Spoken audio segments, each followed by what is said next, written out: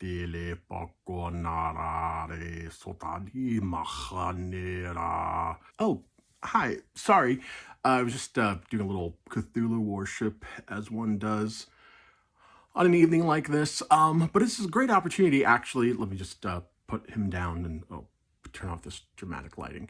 But this is actually a great opportunity to talk to you about an immersive storytelling experience that I recently had. If you're a fan of H.P. Lovecraft or the Cthulhu mythos or just sort of weird fiction in general, I would definitely recommend checking out Dagon.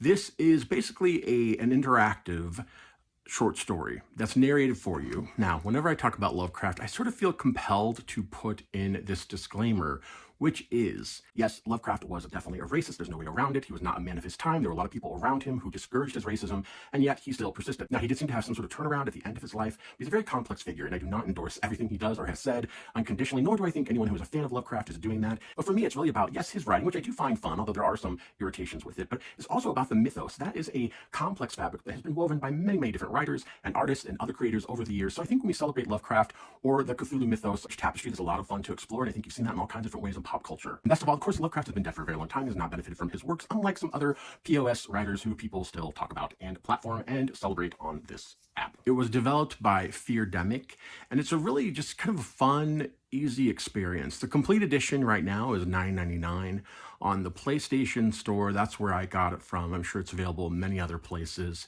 And it actually includes Dagon, the short story. It's fully brought to life through very limited animation, but it's brought to life in the form of these really interesting and really beautifully rendered computer landscapes, essentially. If you're not a video game person at all, don't worry. There's very minimal interaction. You're really just being taken through the story. It's being narrated to you. The narration is really excellent. The narration and the art really help create a mood that feels appropriate for Lovecraft.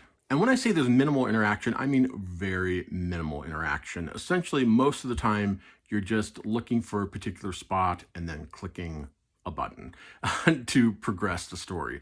Now, there are little hidden factoids throughout that you can search for. Some are more obvious than others. There's a little function where you can kind of focus in. It sort of zooms in part of the landscape.